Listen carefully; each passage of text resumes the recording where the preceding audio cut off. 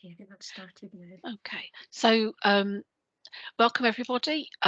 My name is Leslie Allen and I am one of the current co-chairs for Health Libraries Group, alongside Lindsay Hawker, who you just heard, who started your recording for posterity.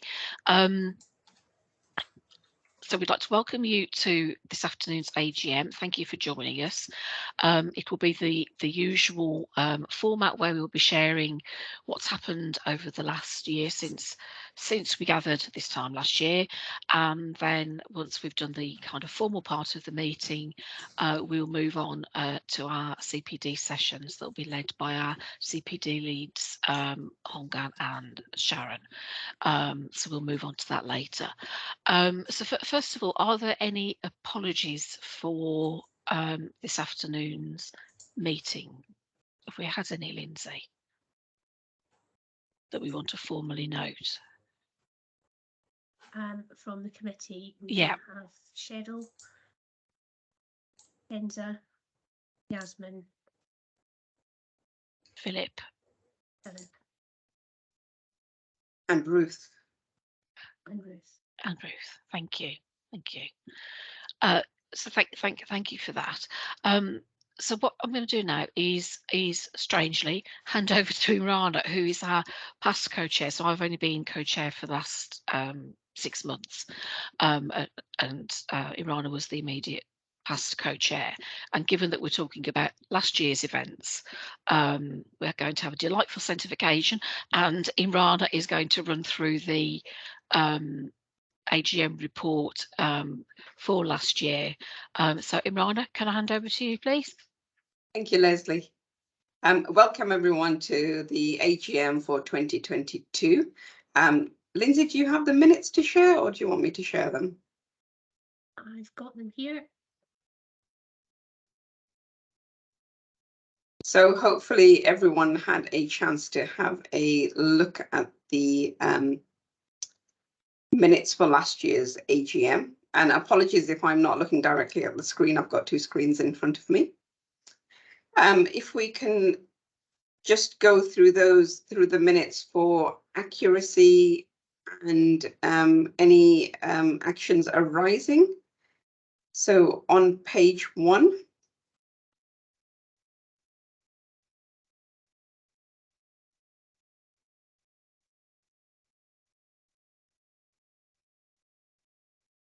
we did add the correct minutes to the website following the last AGM.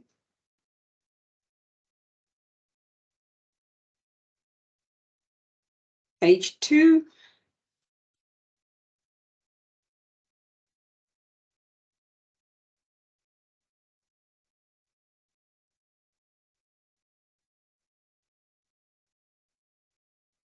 Page 3.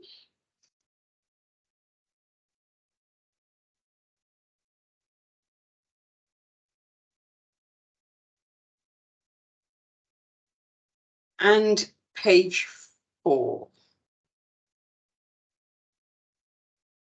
There's nothing in the chat, and we haven't received any questions via email for the minutes. So please, can I have someone to approve the minutes for last year's AGM?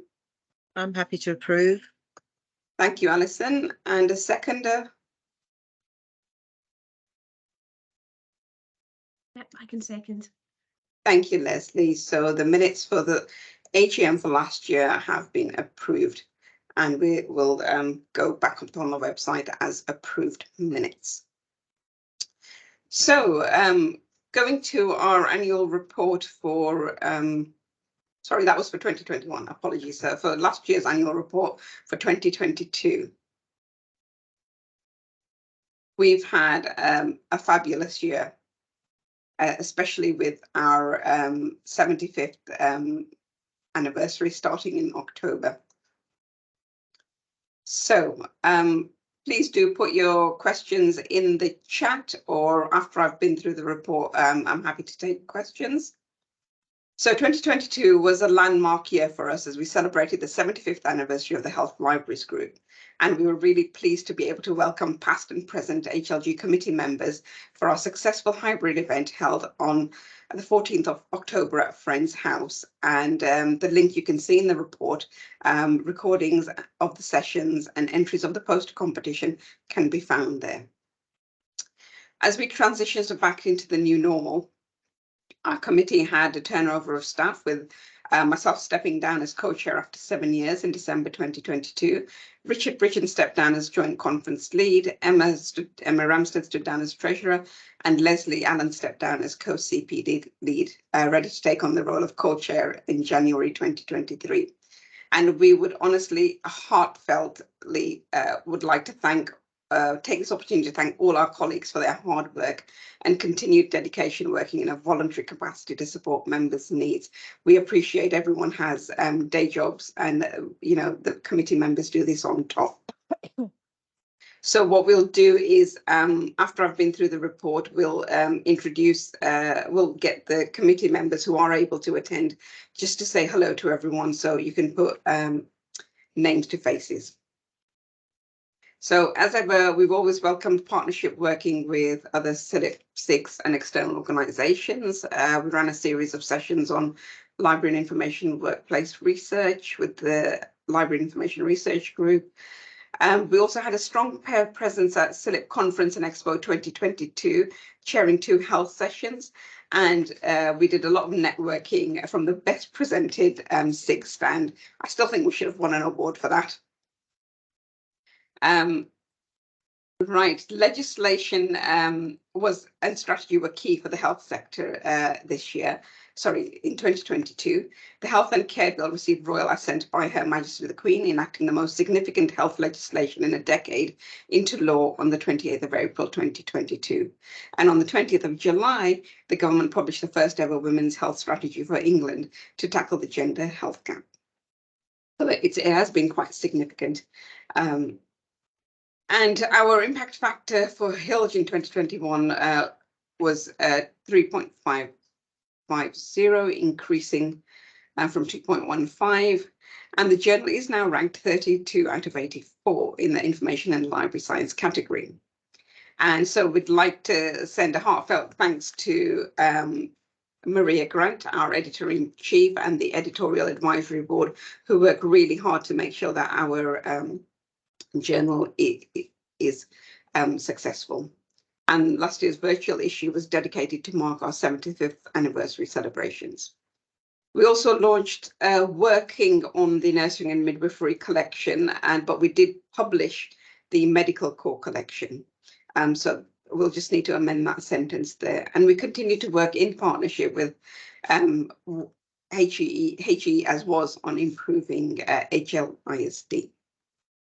I still want to call it Health Lizard. Right. So if you go on to the next page, please, Lindsay. This is a list of our committee members, which again we'll go through. Our activities, we had 1,307 members last year. And as ever, we're always working with CILIP to increase our membership. And the next page. Sorry, I'm not going to go through every single thing. Don't worry, you've got plenty of time to read the annual report. But we, in August, we welcomed Cheryl Francis to the committee as our bursaries and awards lead. We have, so we've got a full program in place for that going forward. Marketing and promotion is always key to ensuring we're serving our members and to make sure, we keep them updated. We have our monthly news as well. So if you ever need anything promoting, please add that. Please email us and we'll add it to the news. The next page, please. The CPD panel is always busy carrying out surveys, asking you what you want, and then making sure that we provide the sessions, the study sessions that we do. And as you know, we always try and make sure that our study events are free at the point of access as much as possible, barring the annual conference, but more news on that later.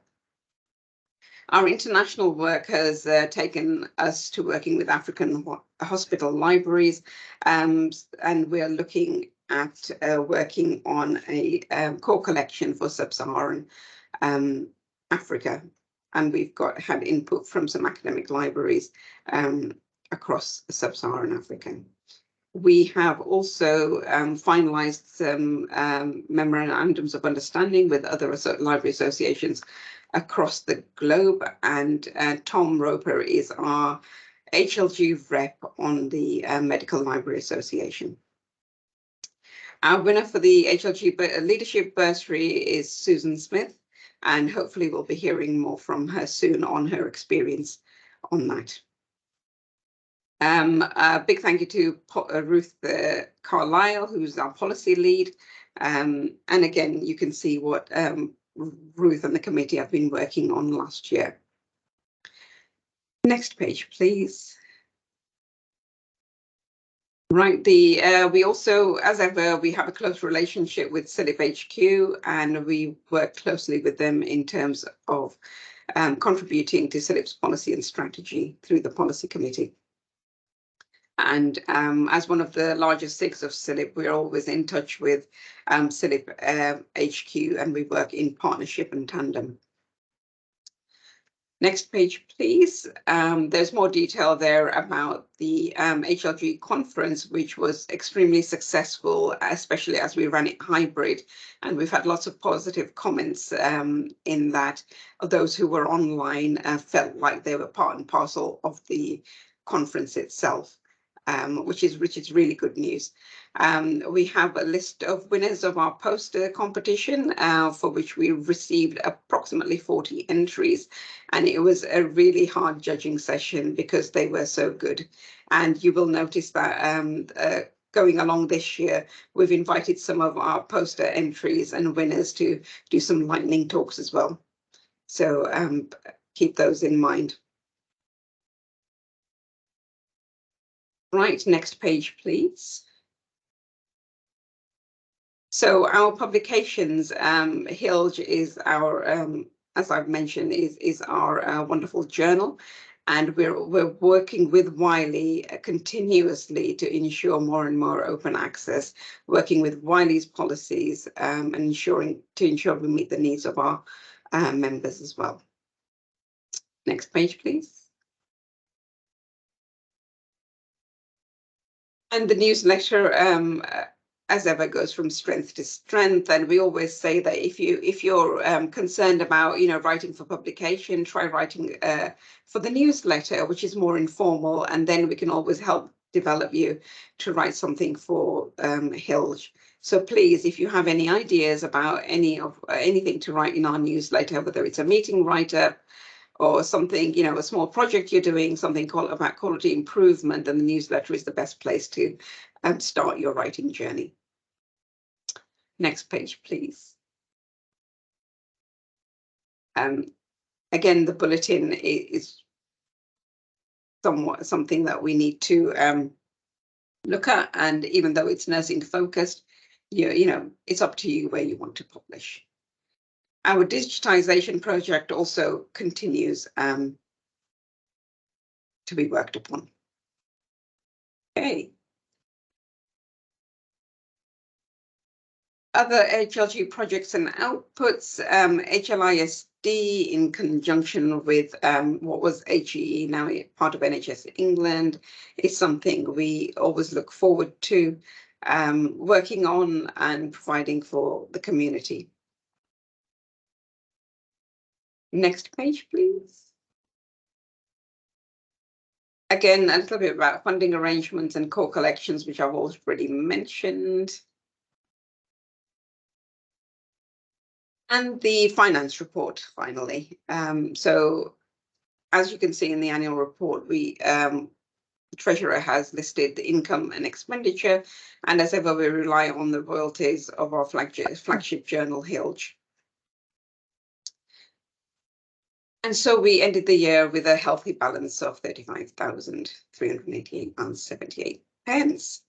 So that is a very quick walk through everything that we're doing. And as you can see, our volunteers do contribute to a lot of work. Though there are those who are formally listed as committee members, CPD panel members, marketing members, but we also have, micro volunteers who do little bits and pieces for us. So do we have any questions about the annual report for last year? Do feel free to raise your hand or type a question in the chat.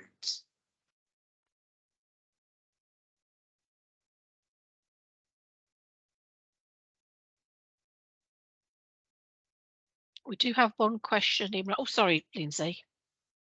You go ahead. I think I was going to say exactly what you were about to say. We had one Go question ahead. submitted in advance from Suzanne Toft. I guess it's directed to our CPD leads. So that she asked whether we could think about adding a health librarian profile to the prospects job page.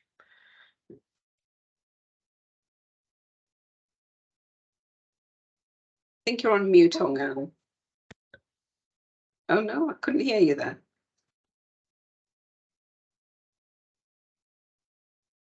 No, sorry, can't hear you.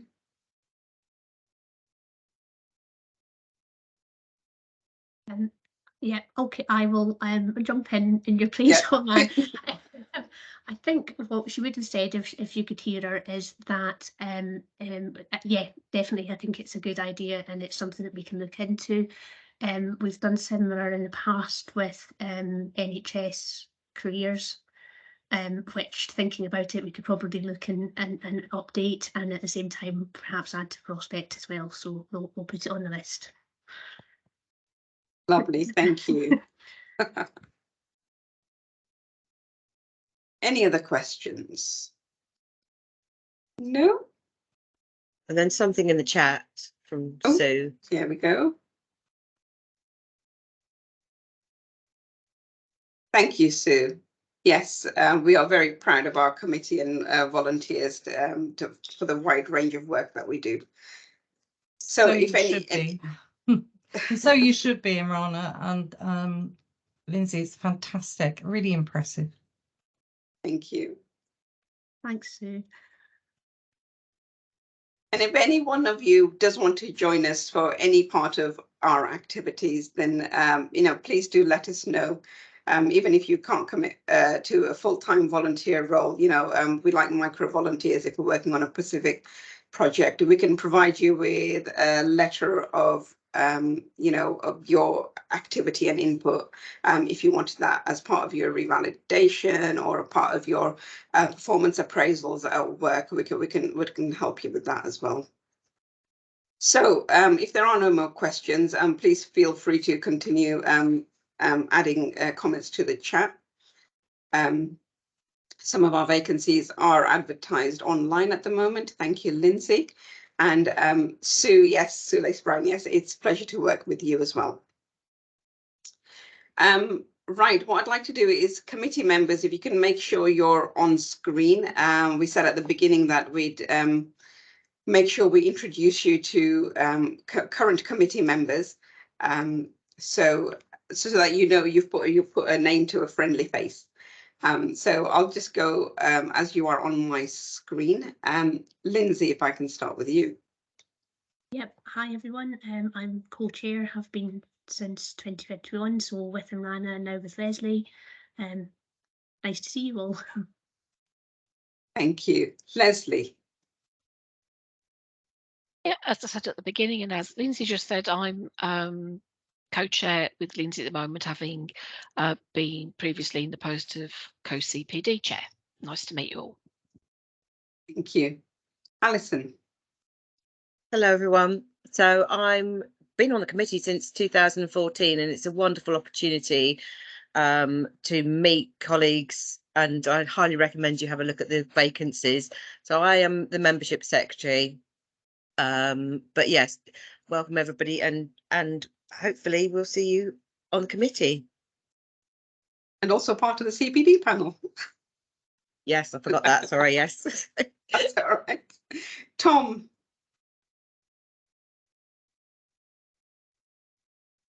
Well, I'm not strictly part of the committee. I think I'm one of your micro volunteers, Yes, aren't you're I, one of our Marana? volunteers, yes. But perhaps that illustrates the point that there's lots of things you can do with the committee that don't necessarily involve full membership.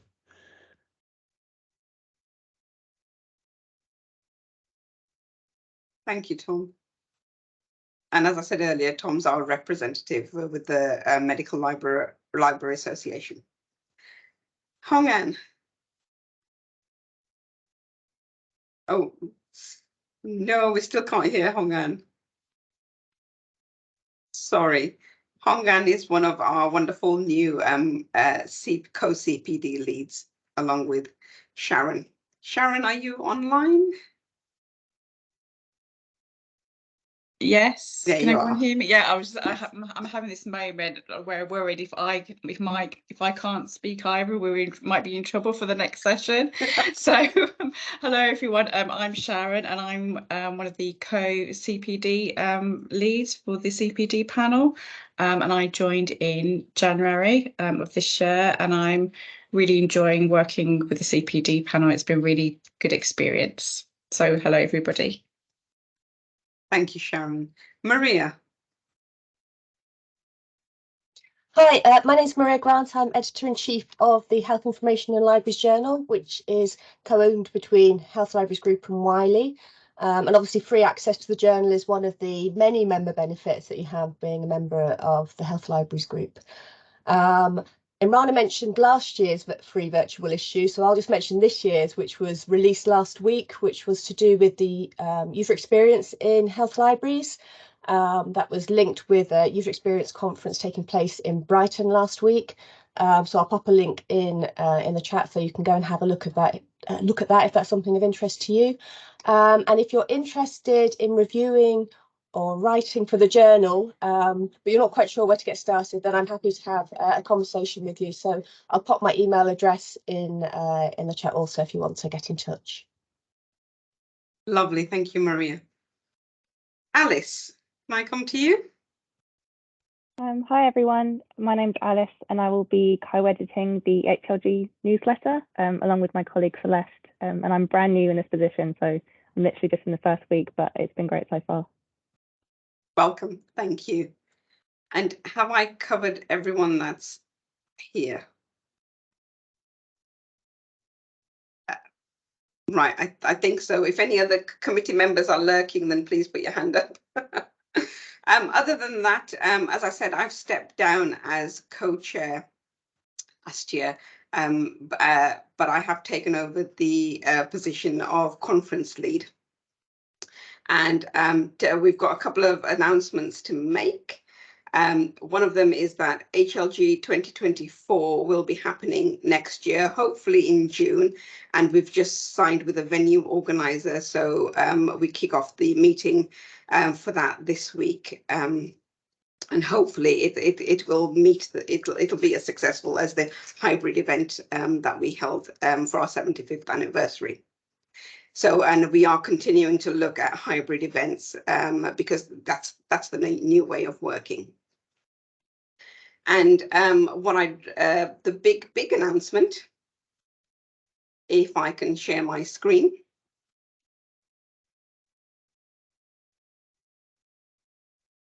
Is that the Health Libraries Group and partners have been selected to host the next International Congress on Medical Librarianship for 2026. So this is something I'm really proud of. We worked in partnership with other professional groups such as CHIL, ICLC, UMLEG, African Hospital Libraries, EBLIP, a representative from the University of Strathclyde, along with Glasgow Convention Bureau. So the response we had was that we had a wonderful application along with the content style and the hosting of the city that we'd chosen. So we're really proud of that. The Congress normally attracts 500 plus international attendees for a 5-day program, so we're going to be looking at that. And what I'm really particularly pleased with is that we based our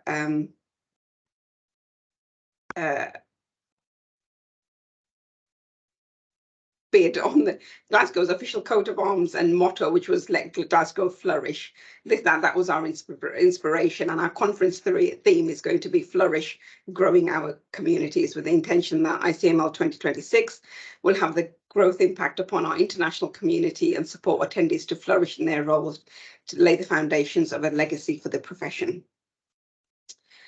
So again, in a landscape which has been irrevocable, I can't say the word now, irrevocably changed by the pandemic, the opportunities and challenges presented by hybrid ways of working, heightened awareness of the need to tackle societal and health inequalities and the need for collaborative working to overcome these challenges.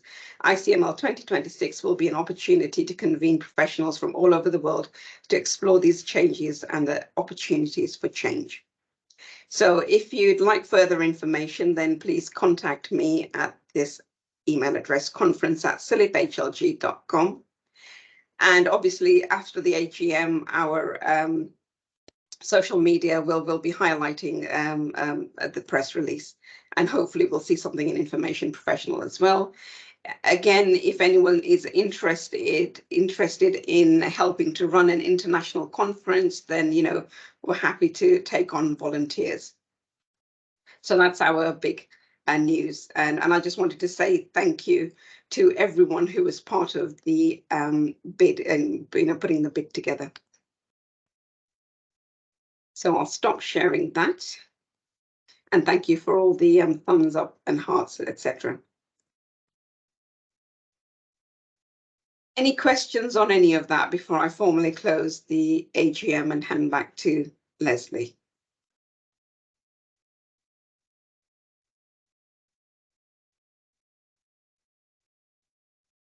No? Okay, wonderful. Thank you very much, Leslie.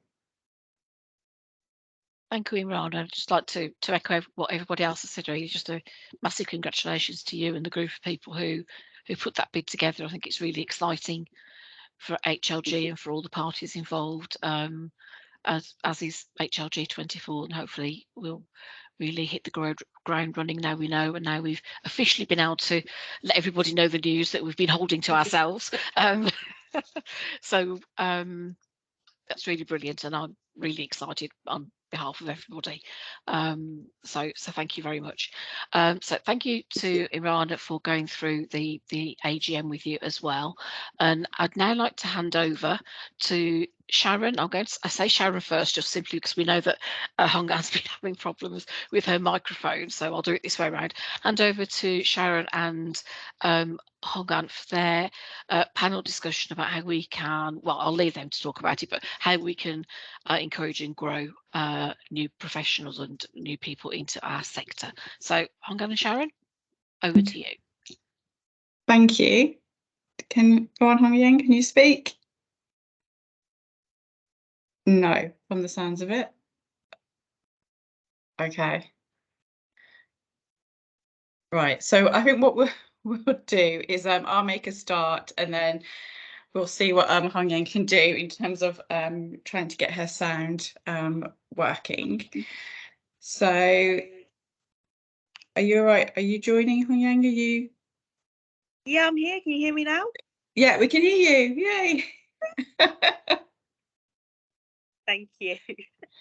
That's all right. So if I start with doing a little bit of an introduction to the session, and then we can kind of introduce the panel members.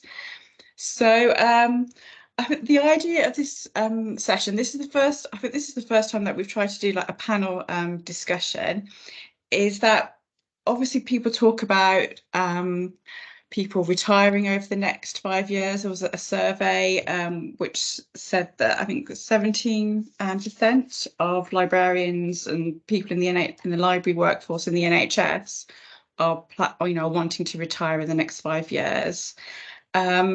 And obviously, I think anyone who's tried to do recruitment will know how difficult it can be sometimes to just attract people to applying for jobs in health and the NHS sector in general. And really, we kind of wanted to talk a little bit more about people who've kind of newly entered into the workforce, into health and care libraries, and kind of get their perspective about sort of the sector, what brought them into the sector, their ideas about how we can, you know, they can be supported sort of to stay within working in health and care libraries. And really, we just wanted to have that kind of informal discussion. And what we plan to do is we've got some kind of set questions which we'll be asking, but if people sort of want to put comments and questions in the chat, hopefully there will be time at the end to sort of raise any questions, hopefully either as we go or sort of towards the end of the session. So Hong Yang, if you want to sort of kick us off, let's hope your mobile phone lasts the session. Thank you, Sharon. So rather than us introducing our wonderful panelists themselves, I'll go let themselves. So we've got a great panel, as we mentioned. We've got John Trevor Allen, Danielle Stubbs, and Edward Cope with us today. Edward, let's go to you first. Would you like to introduce yourself? Yeah, hello everyone. I'm Edward. I'm the apprentice library assistant at North East London Foundation Trust, NELFT. Wonderful, thank you. And Danielle? Hi, I'm Danielle. I'm working at Imperial College London University in the Central Library campus. Just before this, I was working in the Charing Cross Medical campus at Imperial College. Wonderful, thanks for joining us. And last but not least, John. Hi, good afternoon. I'm John Trevor Allen. I am a health librarian, although I should be clear, I'm not here on behalf of my employer. In the day job, I work for the UK Health Security Agency, but I'm here as the CILIP president. Wonderful, thank you, everyone. Sharon, over to you for our first question for the panelists. Yeah, thank you. I mean, I think the first kind of question really is sort of how have you, tell us about your route into the healthcare library sector, sort of kind of, how did you sort of to get here? I mean, if we start with Danny first, how did you sort of, I mean, you mentioned Imperial Library first, so how did you sort of apply for the job, and what was your background into that? Yeah, about a year ago now, I was working in the medical campus at Imperial College Library. And the way I got into that role, I think, was firstly, it was a maternity cover post. So I had just finished my librarianship qualification with Sheffield University High School, and I didn't really have any prior understanding of NHS or healthcare libraries at that stage, but I applied for this maternity post at the medical campus at Imperial, and I think initially, one of the main factors at that stage was that the amount of applicants was reduced a lot, because obviously people naturally want permanent contracts these days. So I was told that there wasn't a very large number of applicants for that role. So I guess that's one of the ways that I would recommend getting in. But I would say that also I did manage to sort of gain some sketchy understanding of healthcare libraries and the processes and policies from my librarianship course. So I managed to just drop in a few things in the interview that I had with Imperial, just about sort of quality assurance frameworks and things like that. So that really helped, and I think that was the librarianship master's course that helped me with that sort of knowledge. So that was my route into a higher education medical campus library. Okay, cool. So did you take the health as a postgraduate module on your course that you took? or did you just... Interestingly, in my year group, no, not at Sheffield High School. However, we did have, and I did take a public libraries module, and within that we had, I think, 3 weeks of work where we did discuss NHS and healthcare libraries. So it was just embedded within a public libraries module.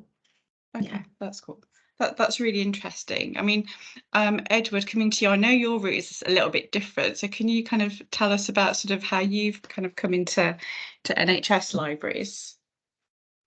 Yeah, so I initially joined the library that I'm in now through a job called a digital champion, where I was kind of supporting staff and patients with developing their IT skills, but I was based in the library. Okay. And through that, I was kind of helping out with library tasks every day as I kind of not as an actual library assistant, but kind of helping with those day-to-day tasks. And then a few months into that role, I was offered the chance to apply for an apprenticeship to be a library assistant. Okay. Yeah, which I accepted and got that job, and that's where I am now. So for the digital champion, was that just that you applied through NHS jobs? Did you see that job of through that website? It wasn't through NHS jobs, no. It was I was offered it through a job centre. Okay, so then, yeah, and then that was my introduction into like the health sector.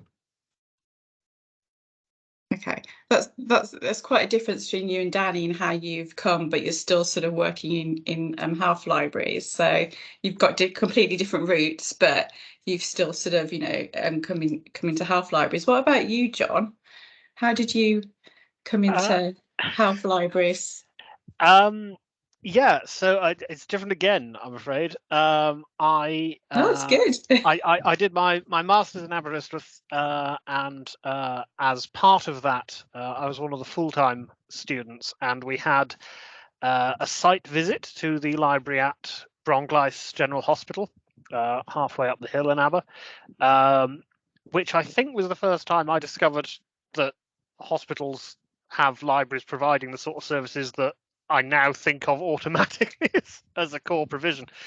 But then I didn't go into health librarianship for some time. You know, I graduated in 2012, and had been at the point when I graduated, I still hadn't found anything in libraries. I was working for Blackwell's, so occasionally I was cataloguing medical textbooks, but not in libraries at all. Went into public libraries as a research and information specialist in Oxfordshire libraries, and then I happened to see an advert for a post as clinical outreach librarian at the Warnford Hospital with Oxford Health, and I suddenly remembered at that point that we'd been to the library at Bronglais, and went for it. And that's where I've been for 7 years is in this sector. It feels a little bit like longer, but it wasn't really a conscious decision. It wasn't even where I started out. It was just I had the skills that could transfer across. So okay, cool. No, it's interesting actually, because I'm a little bit the same as everyone. We all kind of came into health libraries by accident. When I did my master's, I did preservation management module, which was like museum libraries and archives, because I did a history degree. So, and I started out in university library. So it's interesting that everyone's had different routes, and I think a lot of people do. I mean, Hong Yang, do you want to move on to the next question? What was your experience, Hong Yang, actually? Because you're at the King's Fund. Yeah, so I'm at the King's Fund, so I'm in a health library, although not an NHS library. So we kind of focus on the policy side of things here at the King's Fund. Yeah, listening to this, it really resonates with me as well. And I can see that people are talking about it in the chat as well. And there are people who also kind of have similar stories. I definitely fell into health libraries. I also went to Sheffield as well, and I don't think I remember there being a health libraries module then either, but that was back in the mists of time. And it sounds even now like there's kind of trouble with kind of placing or finding a home for that module at Sheffield. So yeah, I definitely fell into it. And before I worked in health libraries, I worked all over the shop. I'd been in public libraries, school library services, school libraries, universities, and in museums. So I'd done kind of like time in lots of different places. So I think it's not an uncommon picture. And I guess it leads nicely into the next question, which is, I think often, because we have graduate trainees here at the fund, and quite often the conversation I have with them is that they never really knew that there were libraries in the NHS or in healthcare or in many of the sectors that libraries exist in. So we're just curious, like prior to working in libraries and also in the health sector, what was your awareness of the sector or your perception of this as a potential career path? John, let me come to you. I've given this one away a bit with my previous answer. It was pretty general. I didn't have I didn't have a very in-depth awareness of it before before I developed one, because I saw a job advert and I thought that sounds amazing. I'd seen it from the publisher side more than anything else. I spent a while as a cataloguer before I did my master's, and a lot of what we catalogued at the Bodleian was stuff that was going off to the Radcliffe Science Library, or that was just going to sit in the stacks for the next 50 years because it's the Bodleian. But my background isn't in science, but I like learning things, so it was almost always quite interesting to get medical textbooks to catalogue, unless it was right before lunch, in which case it wasn't. But it was a very passing awareness, really, until I made it my business to try and learn more. Yeah. Edward, how about you? Yeah, before I started working there, I didn't really think that I didn't consider that there were specialized libraries or archives of such. Like I didn't really think that there might be a medical library. I didn't really have much knowledge on it before I started researching it to apply for this role and my previous role. So yeah, I didn't know much about this as a career path. Yeah. So it definitely sounds like there's a bit of a visibility issue. Danny, does that resonate with you? I think actually for me, so before my libraries career, I used to work in the NHS but in admin roles, and that's how I found out that there was a library within the hospital that I was working in. And I'm not sure if it was just the case of I took the wrong turn down a corridor one day and happened to come across the library or something, or whether I heard a consultant or some member of admin staff saying about the library. But that's certainly how I became aware that there were hospital libraries, just because I was working within a hospital but in an admin role. Yeah. So you kind of sort of almost found out about it by accident, basically, really. Yeah, I think so. And interestingly, when a year later, when I then took a graduate trainee program, which was in a higher education library, they didn't mention healthcare libraries or any kind of specialised libraries at all. Actually, they completely focused on higher education. So it was just my prior work experience of working in a hospital that gave me awareness that there was a library there. Yeah. So had you never had that job, you might not have ended up in the job that you have now, basically. Very possibly. Yeah, very possibly. I think this is a huge topic, but certainly with the graduate trainee program that I did, which was at a university library, it was just solely focused on other academic libraries and different teams and roles that you would have in academic libraries, but there was absolutely no mention of other types of libraries or specialised libraries at all. Yeah, that's a real shame, because graduate traineeships is just such a great opportunity for people to kind of learn about the breadth of the profession, and certainly, you know, for our graduate trainees, we always try to kind of arrange visits to lots of different sector libraries and find out as much about, you know, the profession as a whole before they take the leap into it. So yeah, it's a real shame that that's not, you know, the standard, I guess, across all graduate traineeships. Yeah, it is a shame, and I think that's something we could definitely work on in this sector, especially with HE libraries. They tend to be so sort of siloed sometimes. I really think there needs to be more communication between different types of libraries within the sector to bring that communication. Yeah, definitely. Yeah, and you know, there's an overlap in the Venn diagram, right, between HE libraries and health libraries. So it feels like it's quite an easy win there to try and work on that relationship and raise that awareness through that relationship between the two sectors. Sharon, what about you? What was, you're in social care, you're at Sky. So, you know, what was your awareness like before joining Sky? So, I mean, prior to Sky, I've been in the NHS and in higher education libraries, mainly supporting health subjects. So I originally started into libraries because I took a year out before I went to university, and I saw a job advertised in the Evening Mail, which is a Birmingham paper. This is how long ago it's going back, for a library assistant in a law library, which was for a year contract. And I thought, oh, that will work because I'm going to go to university. And I kept coming back to the law library over the summer.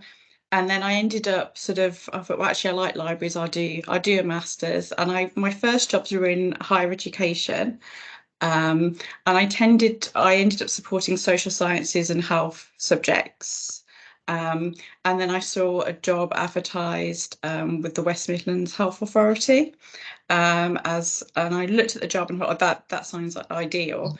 So that was in the NHS, and I haven't really looked back, to be fair. I've kind of, you know, I went and lived abroad for a couple of years, but I stayed supporting health subjects. I supported population health and dentistry and pharmacy, and then I came back and I went back to the NHS in a different role. I haven't done any clinical, so I haven't really been in a hospital library. I've tended to do roles which are more sort of either strategic health authority, or I worked in a commissioning support unit. So I've sort of worked more in the management kind of policy side. And then I spent a few years working at a university library, and then I've come into Social Care Institute for Excellence, which is a bit more of a social care organisation. We're non-for-profit, but one of the things I will say about social care is there's a lot of crossover between health and care. There's so much in terms of policy at the moment, you know, and all the things that I've done around management and, you know, NHS decisions. There's so much kind of crossover that it really does. It's really supported me in kind of what I've done before. It's just more policies or different care acts that you need to maybe know a little bit more detail about.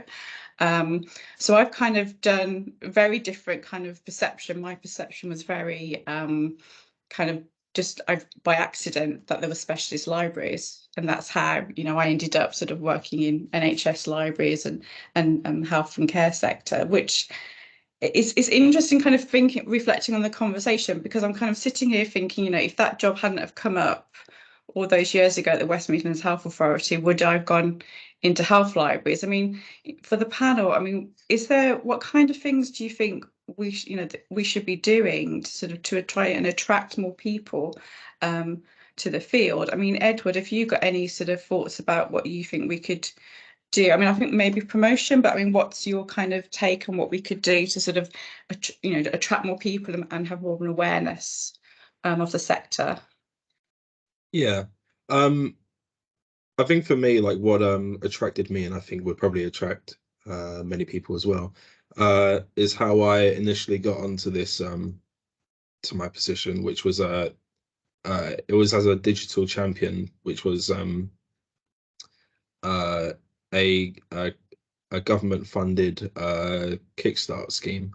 whereas like they would put as you'll be put on a 6-month like placement contract at a place to kind of gain experience in that area, and then potentially be offered a job in that place after you're done.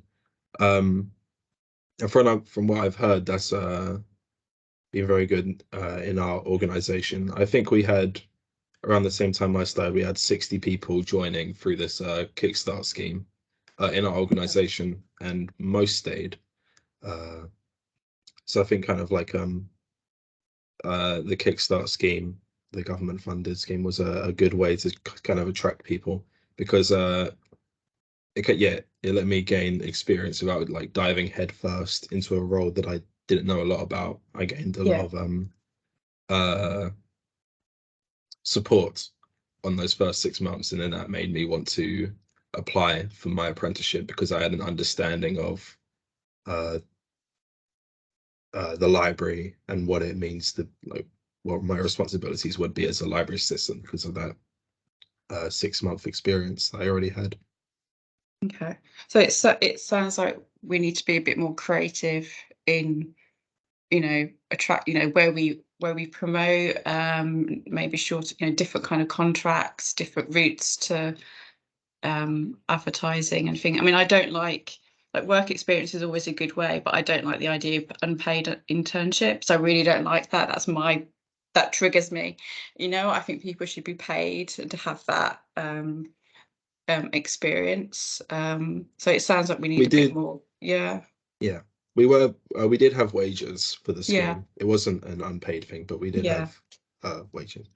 I definitely, we need to think of paid opportunities and things.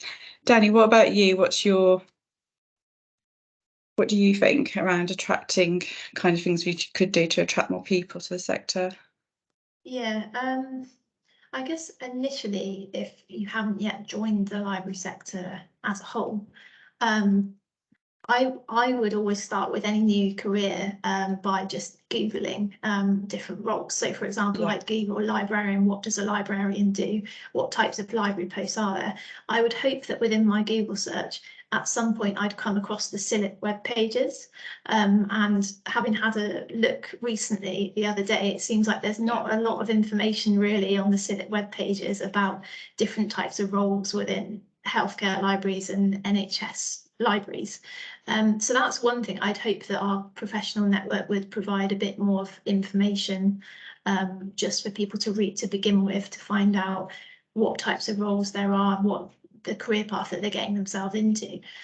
But another thing, as we've kind of identified in the chat, well, a few people have put in the chat, is if you've got to the stage where you have worked in a library maybe, but not a healthcare library, and you've considered taking a professional qualification, clearly at that stage it's more the I schools or the information schools' responsibility to make sure that they include things like a healthcare libraries module, for example, or they at least have more sort of awareness that they provide of that sort of route.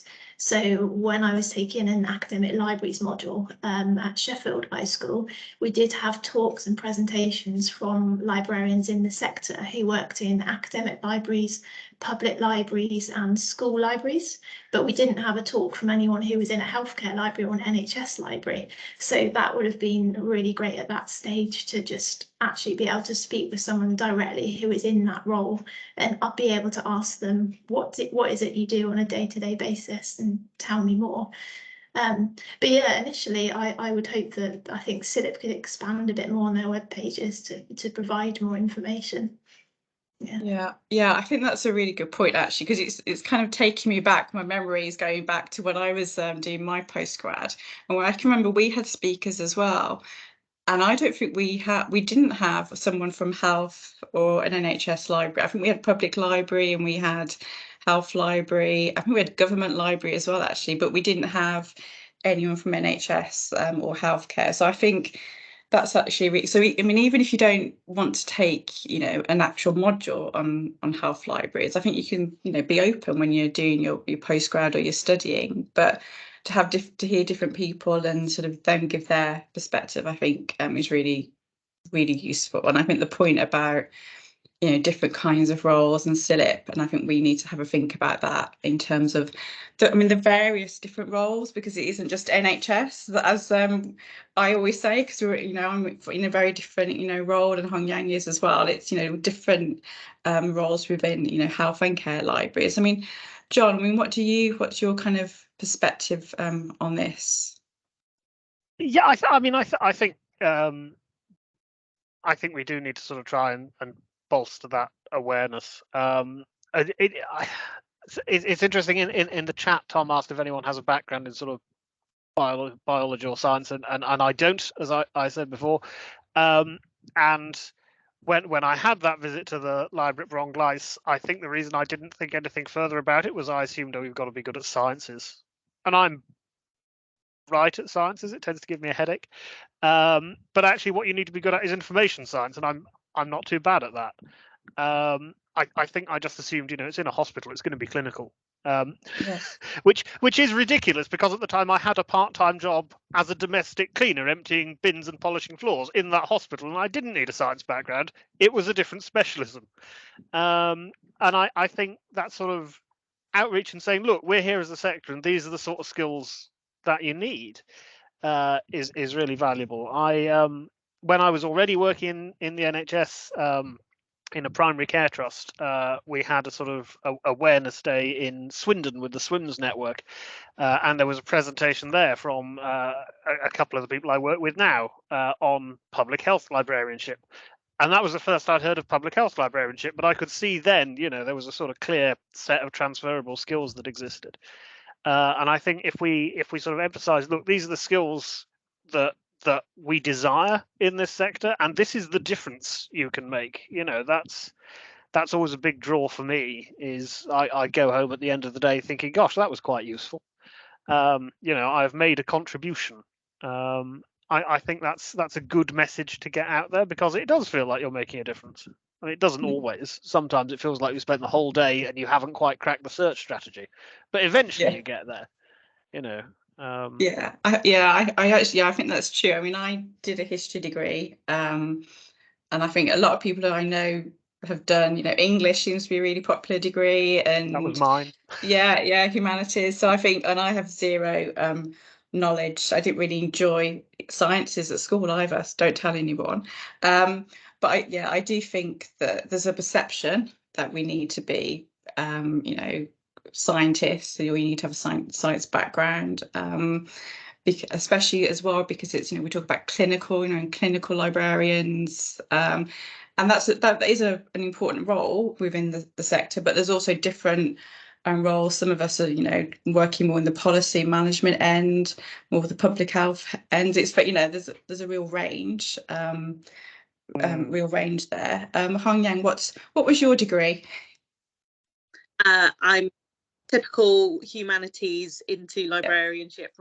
Did an English literature degree, didn't know what to do with it, became a librarian. Which I think is really common. I think, actually, thinking about the team that I work with now, I think all of us come from a humanities background of some sort. So yeah, incredibly common route, and that's also what I noticed in our graduate trainees as well. And I think it's one thing to kind of, it's definitely like one half of the equation, isn't it? Thinking about how do we attract people into the sector in the first place? How do we get people in here? But I think there's the other part is, how do we retain like really talented staff that we do attract to the sector? How do we ensure that the sector is a place where you can grow, where you can develop? And all of our panelists are kind of, you're all at different stages of your career. I think it would just be really interesting to hear your reflections on what you think is perhaps missing, or what you'd like to see more of, particularly thinking about the future as well, and what kind of skills might be needed in the sector in future. Danny, let's come to you first on that one. I think opportunities which would certainly help for me at the moment, as I'm in higher education, is having more shadowing opportunities. So I mean, personally at Imperial College so far in the year and a half that I've been here, I have taken on a couple of external shadowing opportunities, but they've only been allowed in other higher education institutions. and it was only sort of approved on the understanding that I could bring back knowledge that would sort of specifically help my team currently, and it was really going to be related to my current role within a university library. So I'm not sure about how they'd feel about me sort of shadowing elsewhere in other types of libraries, but shadowing opportunities in general are just always, they're always a great way to have an insight into any role particularly, and also to network as well. So that would be my initial answer of what would be really useful to keep people within the sector, but maybe to move to a healthcare library, I'd say more shadowing opportunities. Yeah, absolutely. And I think, you know, you're missing out on the opportunity for like cross-sector kind of pollination there. Like, you know, there's so much good practice that goes on in different parts and different sectors within the profession that, you know, shadowing can really be a way to kind of bring that to life and to help bring best practice from different sectors into your own sector, into your own organisation. So yeah, I definitely agree. I think shadowing is a really valuable opportunity, and I think it's definitely a way of paying it forward as well. You know, like I think the thing about health libraries is that, you know, it's quite a networked sector, and I think people are generally very, very happy to help each other. It's quite a collaborative sector. So yeah, like shadowing is just that way of kind of paying it forward and ensuring you get the same opportunities that you might have once profited from as well. Edward, yeah, I think, as well, just sorry. Yeah, just one more point whilst I'm on that topic. Just thinking specifically about retention, keeping people within the library sector as well. I think actually something that quite sort of motivates people and inspires people as doing sort of extra qualifications and courses such as, for example, chartership or fellowship or something. So I have found in a couple of university libraries I've worked in that there have been people that are sort of tailing off and thinking about moving out of the library sector, but then when they've had a sort of really encouraging, inspiring line manager who said, oh, why don't you try and do some CPD opportunities, or why don't you try and do chartership or something like that, that's a great way for retention, because they've then become more sort of motivated and inspired to stay within the sector. So maybe, yeah, just other qualifications and other CPD opportunities in general, not just shadowing. Brilliant, thank you. Edward, let's come to you.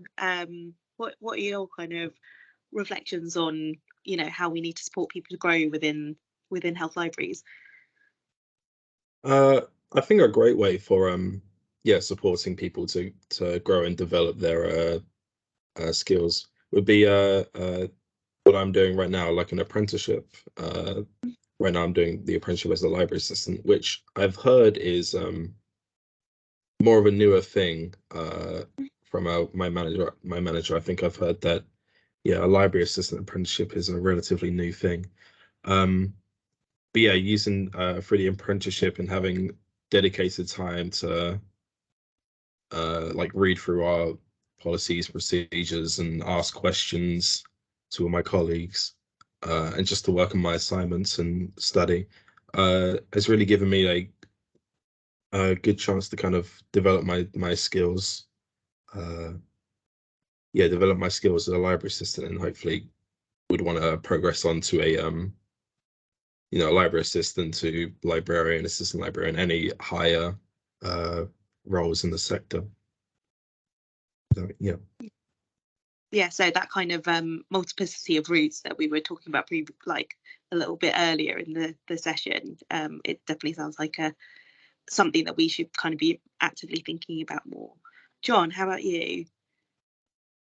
Yeah, I mean, I think it's a wonderful sector. I think genuinely it's inspiring. I think a lot of people in the information profession would find it rewarding.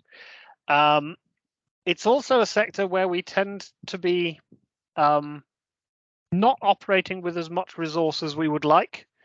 We tend to be working under a lot of time pressure, and we don't therefore have the staffing budgets or the time necessarily to take on people who are new to the sector.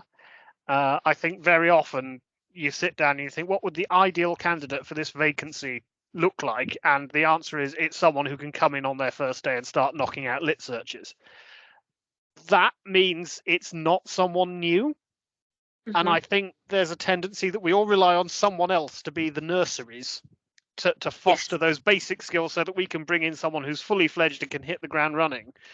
And if we're all doing that, then there's nobody going to be just ready to hit the ground running. I think that's quite a complicated picture to change, because it involves, you know, budget shifting and time constraints. But I think if we can create those spaces and those extra pathways like Edward was talking about, I think we need to make sure there are definitely rungs at the bottom of the ladder so that people can be inspired to climb higher up without being expected to jump on halfway up. Yeah, I agree. And I think, you know, when recruiting, just thinking about what is the growth space in this role for any candidate is a really good mindset to adopt. You know, job is an opportunity for someone, as well as being part of a team and contributing to the work of a team as well. And it's thinking about those two sides of the coin, isn't it? Yeah, I was very lucky. I got trained up in lit searching in my role with Oxford Health, but I hadn't really done it before except for my dissertation, and I hated it. It's really rewarding. It's like solving crosswords, but but no one had made that space for me to learn until I took the role. And I think we need to be mindful that doesn't become a barrier to, you know, future entrants. Yeah, I think that's such a good point. We've got about 5 minutes before we wrap up, I think, so I wanted to just open it up to the audience and see if there's any questions. Please add them into the chat or put your hand up and come in and ask our speakers directly. I know that there's been lots and lots of very animated discussion in the chat, so I think the panel has really inspired quite a lot of debate and conversation about career progression in the sector. Sharon, is there anything that you spotted in? Oh, I know one person has asked about sort of the panel's background. So do any of you have a biomedical background, a science background? No, I'm humanities. Philosophy was my subject. Edward? No, I don't have a background in a library or medical field. No.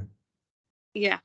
So yeah, I think there's a bit of more myth dispelling to be had there as well, because I definitely think a lot of people do think that a science background is necessary. Sharon, I don't know if you spotted any other questions in the chat for the speakers. I haven't come across any questions, but it might be because there's quite a lot. So it seems like there's some really good discussion going on. So nothing's coming up from what I can see. Yeah, I think someone sort of briefly mentioned about library assistant having experience with literature searching and things like that. But just if it's useful for anyone to hear that, certainly at Imperial College, when we hire library assistants into customer services roles in the medical campuses, we don't ask for any prior experience of the candidates with using medical databases and resources, and we don't need them to have awareness of ongoing issues and wider sectoral issues in healthcare libraries either. We are just looking predominantly for them to have customer service experience and as a desirable quality to have worked in a library, but not essential, but mainly customer service experience, if that's helpful for people to hear.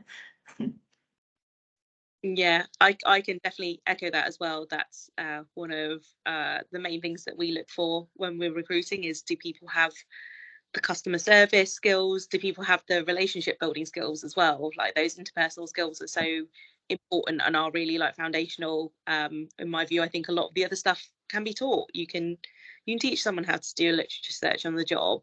Teaching someone how to kind of have that approach to customer service is harder. It's harder to develop that. I can see that one person has asked, William, you've asked, what is the one thing that you wish you'd known before you started in libraries or your current role?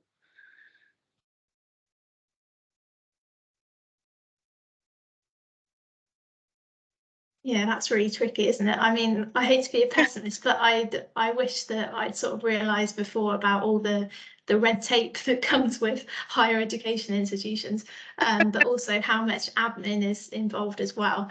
I think as much as I really enjoy it, I think in general I thought that being in a customer services role would be 100% customer services. So, for example, being at an information desk the whole day serving customers. But actually, maybe in some higher education medical campuses, you're on a rota each day where you have some days. So, for example, half of the day you're on an information desk, and then the other half of the day in slotted hours you're in the office doing more sort of admin roles. So I think maybe initially I had just thought it was 100% at an information desk with frontline customer services. Maybe it's a bit more mixed, but that will really depend on which library you work in though. Thank you. Edward, how about you? Yeah, I'm trying to think. It's finding it a hard question. I'm not sure if I can if there is anything I wish I knew. I feel like yeah, I feel okay going into this role without knowing much about being a librarian. I'm not sure what I wish I would have known before joining. I feel pretty comfortable with it at this stage. I think that's a really nice idea. It means hopefully like nothing has kind of really taken you by surprise in a negative way then in that sense. No. That's wonderful to hear. John, how about you? I think the thing I would have liked to have known before joining my current team, many of whom are incredibly accomplished and therefore slightly intimidating searchers, is that people who are excellent at lit searching are always really happy to peer review your search strategy, and they will be very kind about it. And the fact that they are world leaders doesn't mean they won't sit down and say, well, you haven't closed that bracket, in a very patient way. And actually, the other thing that I wish I had known in advance was do not trust Word, because it puts smart quotes in everywhere and then it breaks databases. And I cannot find a way to turn that off. I followed 3 different guides and none of them work. If Ed knows a way to save John's life and Word, please do put it in the just before we wrap up, and thank you so much all of you for all your contributions, both like the people listening in the chat and also our panelists. I'd just like to come to you panelists and say, like, if there's one thing that you would like the people listening in the audience to take away and think about in terms of attracting and developing new talent in the sector, what would be your key takeaway message? John, let's come back to you. I'm going to steal your words, Hong An, because you expressed it much more succinctly than I did. But it's look for the growth opportunities in roles. I think sometimes you are going to need to appoint someone who can hit the ground running. But I think be aware that you do not always need that, and in the long term, it might be better to take the time to invest in new talent. Wonderful, thank you. Danny, how about you? Yeah, I'd say if you're lucky enough to get a role within healthcare libraries, or any type of library really, I'd say just always seek CPD opportunities wherever you can. And whether that's networking externally with a librarian from a different library via LinkedIn or via a conference or via an event like today by messaging someone else in the chat, or whether it's just asking your line manager about whether you can take on an additional responsibility, or whether you can go and shadow someone working in a different library team to gain experience outside of your initial team. So in general, in a nutshell, I'd say always seek the CPD opportunities wherever you can. That's great advice. Thanks, Danny. And finally, Edward, what about you? I'll say if it's possible for when looking for new talent, kind of doing it in the form of schemes like what I said before, the Kickstart schemes, to get people kind of invested on a short 6-month contract, just so they can gain an understanding, and then also the apprenticeships, which I feel has been great for my own development. and I'm sure it would be great for any of those who can kind of have a passion, I guess, for librarianship or anything in that in the field. Yeah, wonderful. Thank you, everyone. Can we have a round of applause, please, for our wonderful panelists? Thank you so much for being so generous with your time and for sharing all your thoughts. Lindsay and Leslie, do I need to hand over to you to close? Thanks, Hongan. Yes, I'd just like to reiterate what Hongan's just said, and to thank both Hongan and Sharon for putting this together, for John, Danny and Edward for being willing to kind of put themselves forward for questioning under scrutiny, and everyone who's contributed in the chat and has commented. I think it's been a really interesting and useful session. And I think, I mean, I came, you know, from my own background, I did a straight BA librarianship degree about 400 years ago. And, you know, so I didn't do a master's, so I've just got a BA, and fell literally into health libraries in a 6-month temporary contract, having wanted to work with children in public libraries. So you just never know where you'll end up. So it could be argued I work with a different kind of child now. But I think, you know, always look for your opportunities. And I think it's down to us as people working in the sector to help and develop the talent that we see in front of us in our own teams, and people who come in to work with us in other in other capacities in our services, in our organisations, and make the most of the opportunities that we see for them on their behalves to try and grow our own future. So thank you everybody very much, really appreciate your participation, and hopefully we'll see you again this time next year. Thank you. Bye everyone. Thank you.